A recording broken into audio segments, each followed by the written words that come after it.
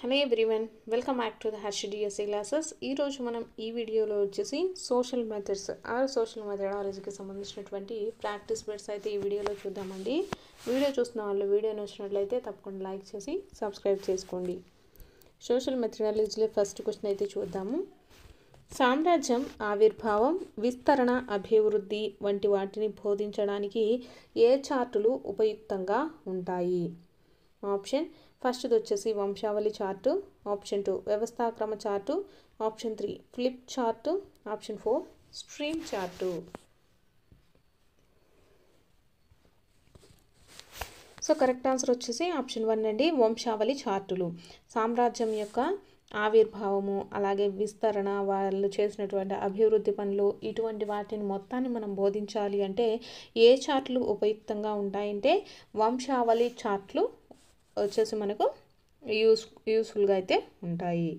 Next second bit అయితే చూద్దాము. సాంఘిక శాస్త్ర ఉపాధ్యాయుడు వచ్చేసి 8వ తరగతి విద్యార్థులతో గ్రామంలో పచ్చదనం పరిశుభ్రత కార్యక్రమం నిర్వహించాడు. ఇది ఏ వనరుల వినియోగానికి సంబంధించినదిగా సూచిస్తుంది?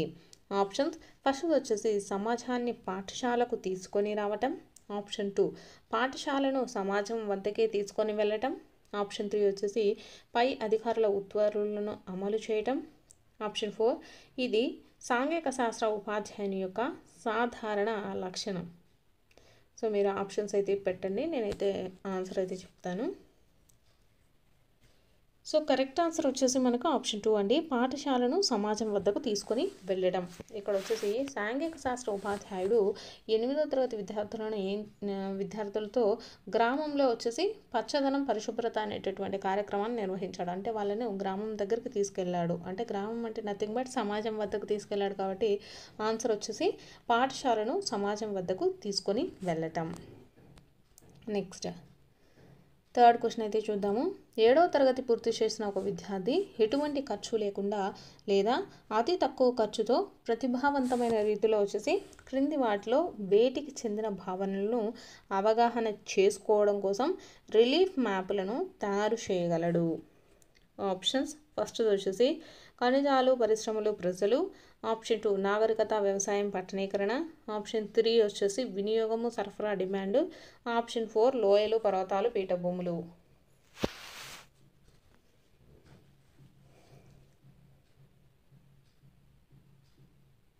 సో కరెక్ట్ ఆన్సర్ వచ్చేసి ఆప్షన్ 4 లోయలు, పర్వతాలు, పీఠభూములు అండి.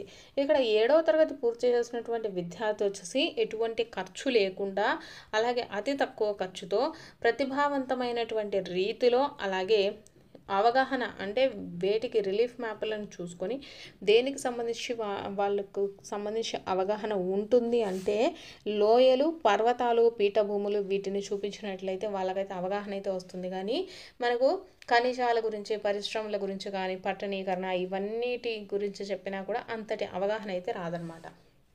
సో ఈ రిలీఫ్ మ్యాప్లను ఈజీగా తయారు చేయగలుగుతాడు. లోయలు, పర్వతాలు, పీఠభూముల గురించి వీటి గురించి అయితే తయారు చేయలేరు కాబట్టి సో లోయలు, పర్వతాలు, పీఠభూములు అయితే ఈజీగా చేయడానికి అవకాశం అయితే ఉంటుంది.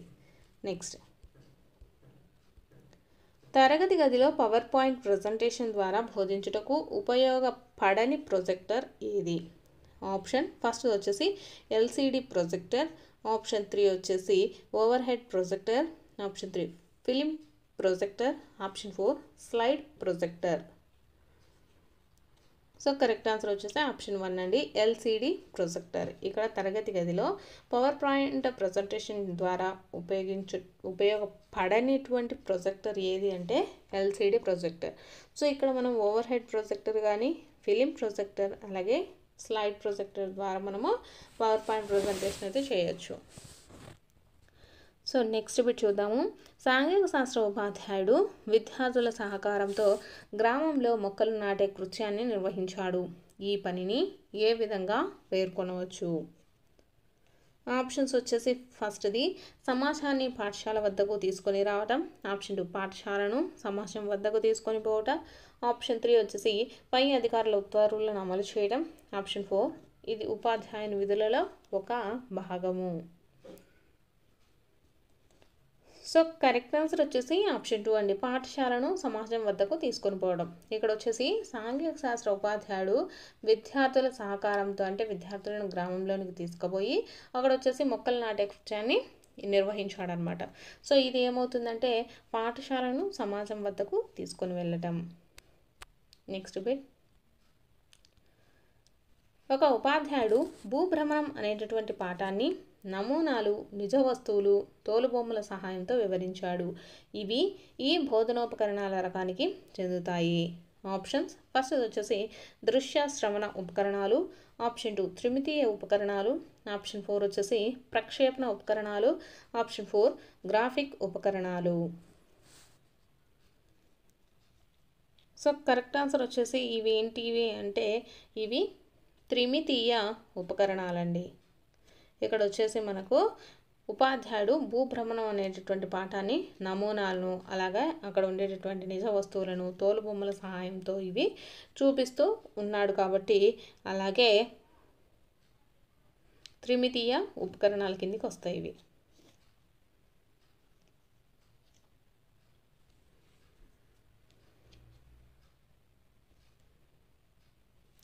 Next bit. తెలంగాణ రాష్ట్రంలో నదులు అనే పాఠాంశాన్ని బోధించడానికి అనువైన పటం ఏది? ఆప్షన్స్ ఫస్ట్ వచ్చేసి రాజకీయ పటం, ఆప్షన్ 2 వాతావరణ పటం, ఆప్షన్ 3 భౌతిక పటం, ఆప్షన్ 4 స్కెచ్ పటం. సో కరెక్ట్ ఆన్సర్ వచ్చేసి భౌతిక పటం అండి. తెలంగాణ రాష్ట్రంలో నదులు అనేటటువంటి పాఠ్యాంశాన్ని బోధించడానికి అనువైన పటం ఏది అంటే భౌతిక పటం. Next bit.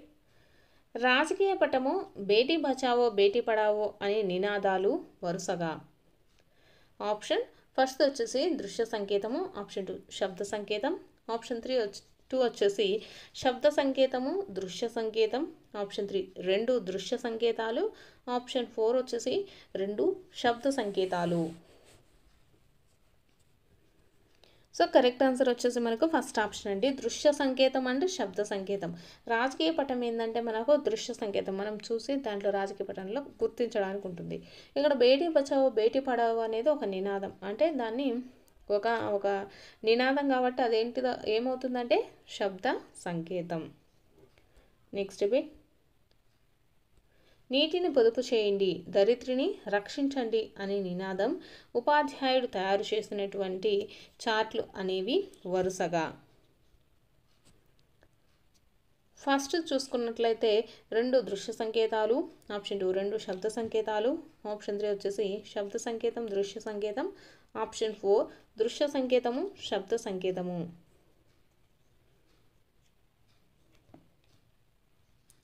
సో ఇవి వచ్చేసి మనకు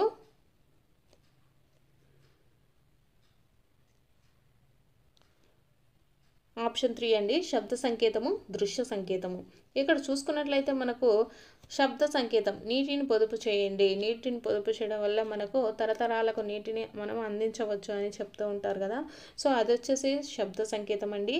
అలాగే ధరిత్రిని రక్షించండి అనేసి మనకు దృశ్య సంకేతం.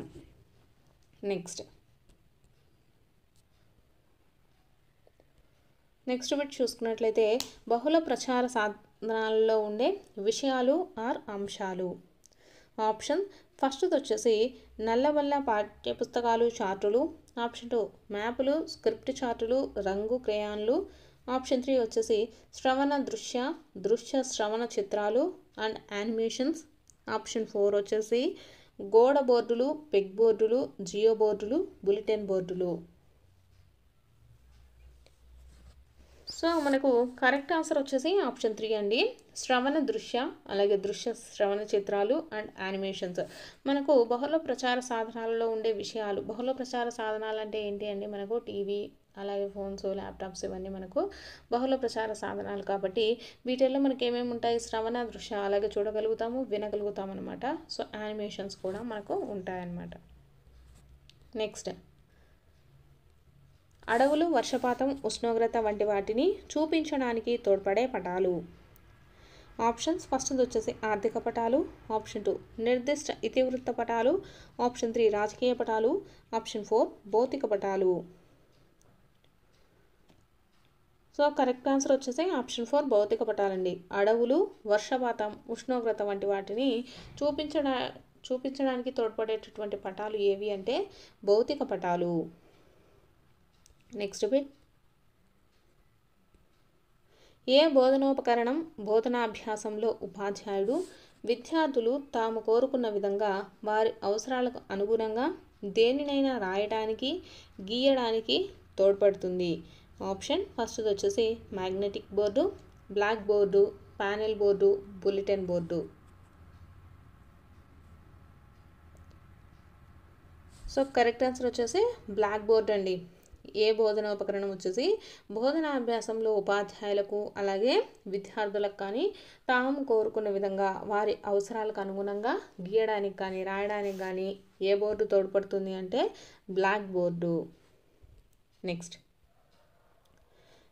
వచ్చేసి వాయు సూచిక, మ్యాజిక్ లాంగర్లు వరుసగా. ఫస్ట్ వచ్చేసి 2 వాతావరణ పరికరాలు, ఆప్షన్ 2 2 దృశ్య శ్రవణ పరికరాలు, థర్డ్ వన్ చూస్తే దృశ్య శ్రవణ ఉపకరణం, వాతావరణ పరికరం. ఆప్షన్ 4 వచ్చేసి వాతావరణ పరికరం, దృశ్య శ్రవణ ఉపకరణం. సో కరెక్ట్ ఆన్సర్ వచ్చేసి ఆప్షన్ 4 అండి, వాతావరణ పరికరం అలాగే దృశ్య శ్రవణ ఉపకరణం. వాయు సూచిక అనేది మనకు వాతావరణ పరికరం. నెక్స్ట్ అలాగే మ్యాజిక్ లాంగర్లు వచ్చేసి దృశ్య శ్రవణ ఉపకరణం. Next bit. రుచి ద్వారా నేర్చుకునే శాతం. ఆప్షన్స్ ఫస్ట్ వచ్చేసి 10%, option 2 20%, option 3 2%, option 4 1%. So correct answer వచ్చేసి ఆప్షన్ 4 1% అండి. రుచి ద్వారా మనం ఎంత నేర్చుకుంటామంటే 1% మాత్రమే. Next bit. వినడం ద్వారా నేర్చుకునే శాతం. ఆప్షన్స్ ఫస్ట్ వచ్చేసి 1%, ఆప్షన్ 2 1.5%, ఆప్షన్ 3 వచ్చేసి 3.5%, ఆప్షన్ 4 11%. సో కరెక్ట్ ఆన్సర్ వచ్చేసి 11% అండి. Next bit. చూడటం ద్వారా నేర్చుకునే శాతం.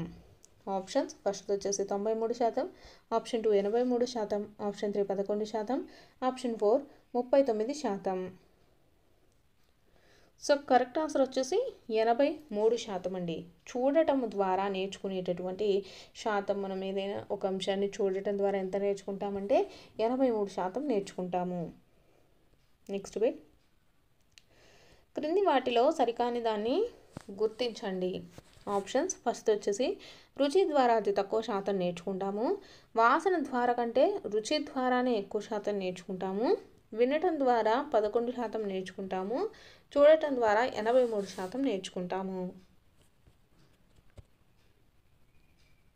సో దీంట్లో సరికానిది ఏంటంటే ఆప్షన్ 2 అండి. వాసన ద్వారా కంటే మనము రుచి ద్వారానే ఎక్కువ శాతం నేర్చుకుంటాం అనేసి తప్పనమాట. సో రుచి ద్వారా మనం తక్కువ నేర్చుకుంటామని, వాసన ద్వారా అంటే కొన్ని డిఫరెంట్గా ఉంటాయి కాబట్టి స్మెల్స్, దాని ద్వారానే కొంచెం ఎక్కువగా నేర్చుకోవడానికి ఉంటుంది.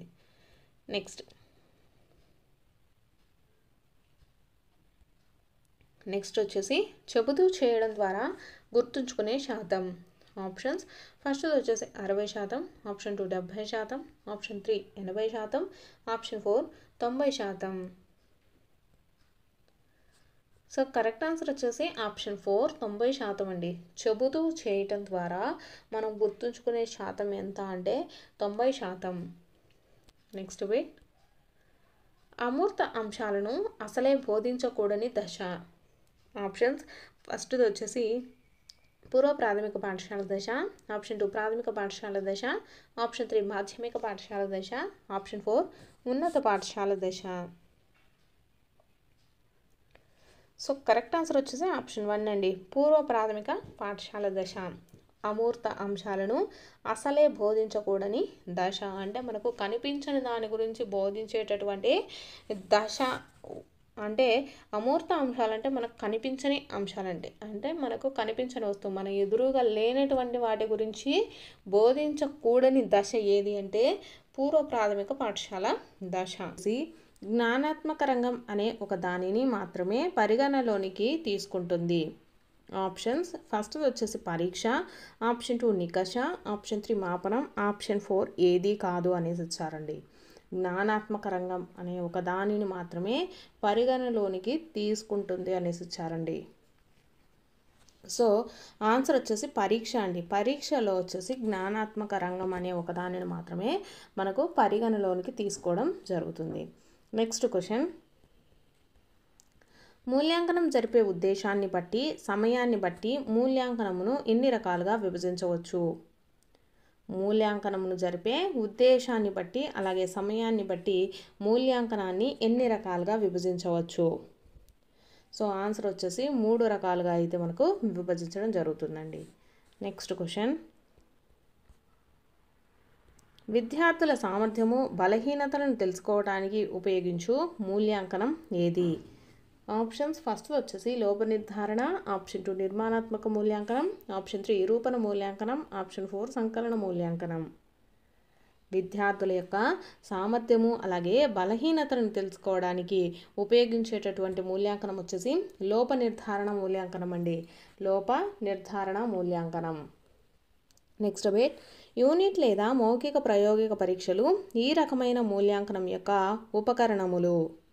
యూనిట్ లేదా మౌఖిక ప్రాయోగిక పరీక్షలు అండి ఈ రకమైన మూల్యాంకన ఉపకరణలు. సో ఇవి వచ్చేసి మనకు దేనికి సంబంధించినవండి? నిర్మాణాత్మక మూల్యాంకనానికి. నిర్మాణాత్మక మూల్యాంకనం.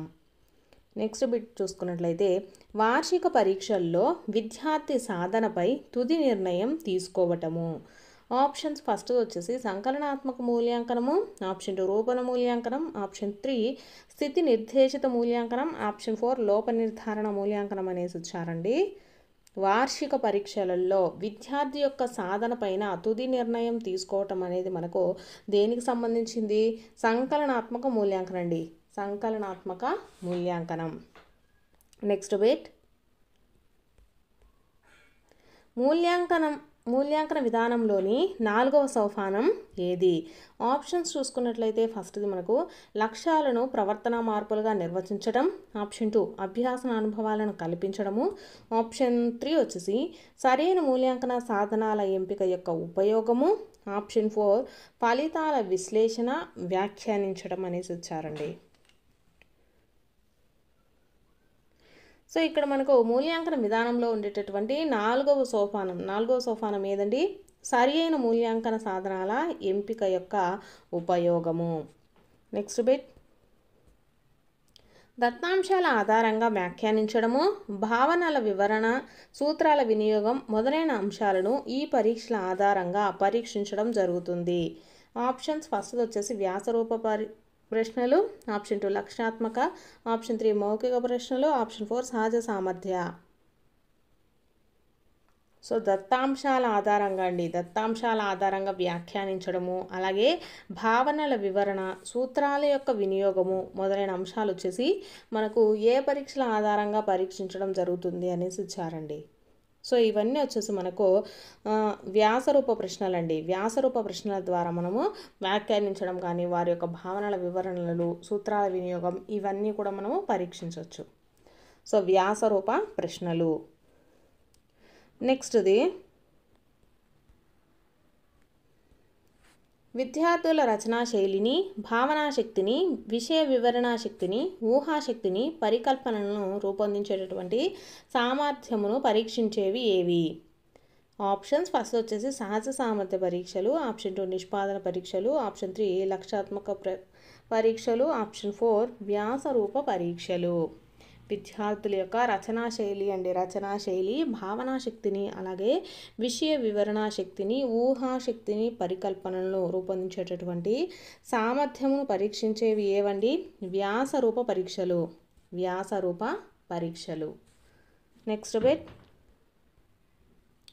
ఏ రకమైన ప్రశ్నల గణనకు గాను విశ్లేషణ గణన కానీ గ్లోబల్ క్వాలిటీ స్కోరింగ్ విధానాన్ని కానీ పాటించడం మంచిది? ఏ రకమైన ప్రశ్నల గణనకు గాను విశ్లేషణ గణనకు కానీ గ్లోబల్ క్వాలిటీ స్కోరింగ్ విధానాన్ని కానీ పాటించటం మంచిది? ఆప్షన్స్, ఫస్ట్ వచ్చేసి లక్ష్యాత్మక, ఆప్షన్ 2 మౌఖిక ప్రశ్నలు, ఆప్షన్ 3 సహజ సామర్థ్య, ఆప్షన్ 4 వ్యాసరూప ప్రశ్నలు అండి. కరెక్ట్ ఆన్సర్ వచ్చేసి వ్యాసరూప ప్రశ్నలకండి.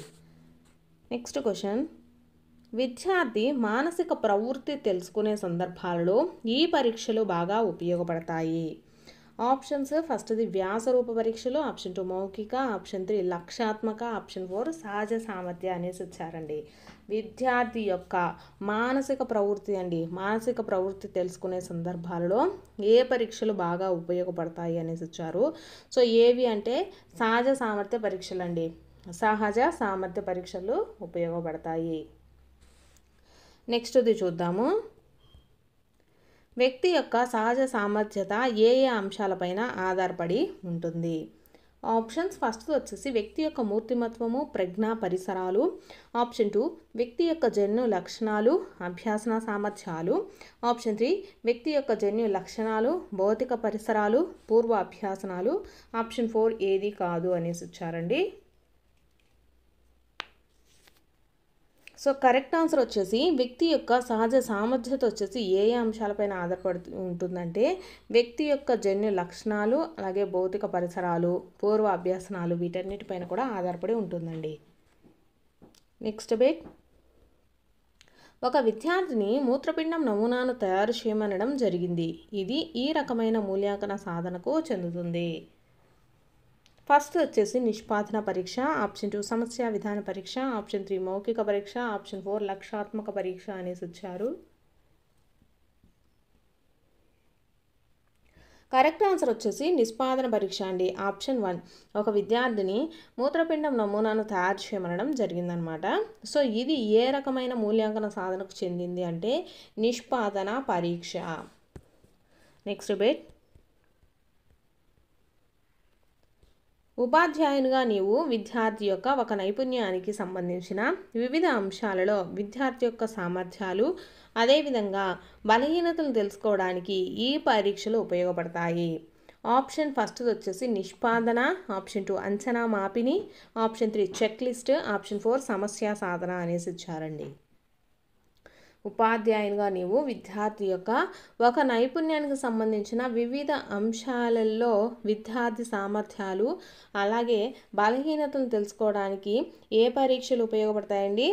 సమస్య నిదాన పరీక్షలు అండి, సమస్య నిదాన పరీక్షలు. Next question.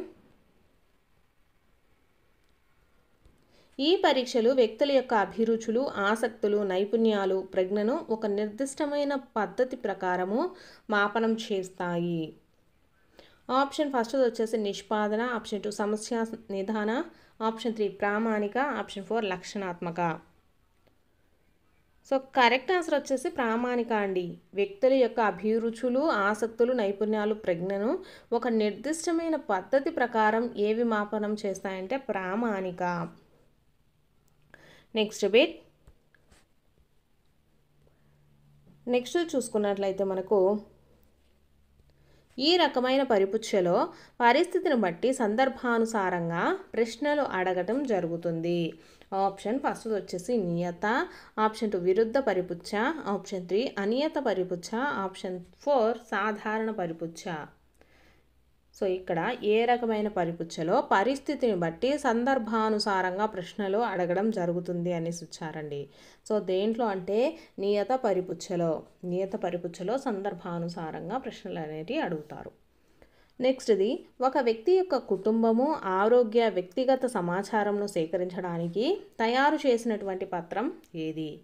ఆప్షన్ ఫస్ట్ వచ్చేసి అంచనా మాపిని, ఆప్షన్ 2 అభిరుచి శోధిక, ఆప్షన్ 3 చెక్ లిస్ట్, ఆప్షన్ 4 ప్రశ్నావళి. ఒక వ్యక్తి యొక్క కుటుంబము, ఆరోగ్య, వ్యక్తిగత సమాచారంను సేకరించడానికి తయారు చేసినటువంటి పత్రం ఏది అంటే ప్రశ్నావళి పత్రం అండి, ప్రశ్నావళి పత్రము. Next bit. ఒక వ్యక్తి యొక్క ఔదార్యము, న్యాయకత్వ లక్షణాలు, సమయస్ఫూర్తి, చాకచక్యము, సహకరించడం మొదలైన మూర్తిమత్వ లక్షణాలను మూల్యాంకనం చేయటానికి దోహదపడునది ఏది? ఆప్షన్స్ ఫస్ట్ వచ్చేసి ప్రశ్నావళి, ఆప్షన్ 2 అంచనా మాపిని, ఆప్షన్ 3 జాలిత సంఘటన పత్రావళి, ఆప్షన్ 4 చెక్ లిస్ట్. ఒక వ్యక్తి యొక్క ఔదార్యము, అలాగే న్యాయకత్వ లక్షణాలు, సమయస్ఫూర్తి, చాకచక్యము, సహకరించటము, అలాగే ఇలాంటి మూర్తిమత్వ లక్షణాలను మూల్యాంకనం చేయడానికి దోహదపడేవి ఏవి అంటే మనకు అంచనా మాపిని అండి, అంచనా మాపిని. నెక్స్ట్ బిట్, ఒక వ్యక్తి మూర్తిమత్వ లక్షణాలను మరో వ్యక్తి పరిశీలించి నిర్ణయాలను క్రమబద్ధంగా నమోదు చేయడానికి ఉపయోగపడేది ఏది? ఆప్షన్ ఫస్ట్ వచ్చేసి అభిరుచి శోధిక, ఆప్షన్ 2 సంచిత ప్రశ్నావళి, ఆప్షన్ 3 పరిపుచ్చ, option 4 checklist. So correct answer వచ్చేసి చెక్ లిస్ట్ అండి. ఒక వ్యక్తి యొక్క మూర్తిమత్వ లక్షణాలను మరో వ్యక్తి పరిశీలించి నిర్ణయాలను క్రమబద్ధంగా నమోదు చేయడానికి ఉపయోగపడేది ఏది అంటే చెక్ లిస్ట్ అండి. నెక్స్ట్ బిట్, రాష్ట్ర స్థాయిలో ఎడ్యుకేషన్ కొరకు ఏర్పాటైన బోర్డులు బాహ్య పరీక్షా విధానం ద్వారా విద్యార్థులు పొందిన ఫలితాలను చెప్పేటప్పుడు వివిధ సబ్జెక్టుల్లో పొందిన మార్కులనే చూపాలి కానీ మొత్తం పరీక్షలో పాస్ ఫెయిల్ అని నిర్ణయించి చెప్పకూడదు అని సలహా ఇచ్చిన వారు ఎవరు? ఆప్షన్ ఫస్ట్ వచ్చేసి Kothari commission, option 2 UNESCO, option 3 Mudaliar, option 4 Ramamurthy commission. So correct answer వచ్చేసి కొఠారి కమిషన్ అండి. పాస్ ఆర్ ఫెయిల్ అని నిర్ణయించి చెప్పకూడదు అని సలహా ఇచ్చింది ఎవరు అంటే కొఠారి కమిషన్. నెక్స్ట్ బిట్ చూద్దామండి. ఒక నికష ఏ ప్రయోజనం కోసం తయారు చేయబడిందో ఆ ప్రయోజనాన్ని అది మాపనం చేసినట్లయితే ఆ నికషకున్న లక్షణం ఏది? ఆప్షన్ ఫస్ట్ వచ్చేసి ఆచరణాత్మక, ఆప్షన్ 2 సప్రమాణత, ఆప్షన్ 3 ప్రామాణికత, ఆప్షన్ 4 విశ్వసనీయత. సో కరెక్ట్ ఆన్సర్ వచ్చేసి సప్రమాణత అండి. ఒక నికష ఏ ప్రయోజనం కోసం తయారు చేయబడిందో ఆ ప్రయోజనాన్ని అది మాపనం చేసినట్లయితే ఆ నికషకున్న లక్షణాన్ని ఏమంటామంటే సప్రమాణత అనేసి చెప్తామండి. నెక్స్ట్ బిట్,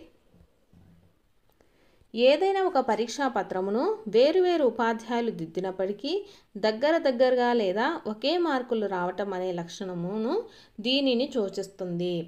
ఆప్షన్ ఫస్ట్ వచ్చేసి సప్రమాణత, ఆప్షన్ 2 విశ్వసనీయత, ఆప్షన్ 3 లక్ష్యాత్మక, ఆప్షన్ 4 ఆచరణాత్మక. సో కరెక్ట్ ఆన్సర్ వచ్చేసి దీనికి విశ్వసనీయత అండి. దీన్ని ఏమని పిలుస్తాము అంటే విశ్వసనీయత అనేసి పిలుస్తాము. ఇక్కడ ఏదైనా ఒక పరీక్షా పత్రంను వచ్చేసి వేరువేరు ఉపాధ్యాయులు దిద్దినా కూడా దగ్గరగా లేదా ఒకే మార్కులు అనే లక్షణము దేనిని సూచిస్తుందంటే విశ్వసనీయత. నెక్స్ట్ బిట్, సంవత్సరాంతరంలో కోర్సు పూర్తయిన తర్వాత విద్యార్థుల సాధనపై తుది నిర్ణయం తీసుకోవడానికై వారిని పరీక్షించే విధానం ఏది?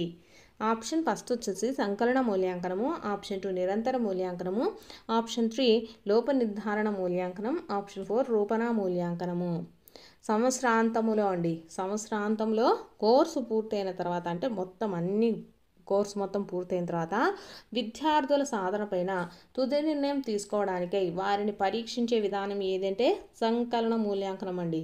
సంకలన మూల్యాంకనం. నెక్స్ట్ బిట్, ఒక పాఠ్యపుస్తకంలో 4 యూనిట్లు కలవు. వార్షిక పరీక్షల ప్రతి యూనిట్ నుండి 25 మార్కుల చొప్పున ప్రశ్నలు ఇవ్వబడ్డాయి. సో ఇక్కడ చూసుకున్నట్లయితే ఫస్ట్ది ప్రామాణికత, ఆప్షన్ 2 ఆచరణాత్మక, ఆప్షన్ 3 విశ్వసనీయత, ఆప్షన్ 4 సమగ్రత అనేసి ఇచ్చారండి. సో ఇక్కడ మనకు 4 యూనిట్లు ఉంటే వార్షిక పరీక్షల్లో వచ్చేసి ఒక్కొక్క యూనిట్కి 25 మార్క్స్ చొప్పున వాళ్ళకైతే ప్రశ్నలు అయితే ఇచ్చారనమాట. అంటే 4 యూనిట్లకు సమానంగా క్వశ్చన్లు అయితే ఇవ్వడం జరిగింది. సో దీన్ని మనం ఏమంటాము సమగ్రత అనేసి చెప్తామండి, సమగ్రత.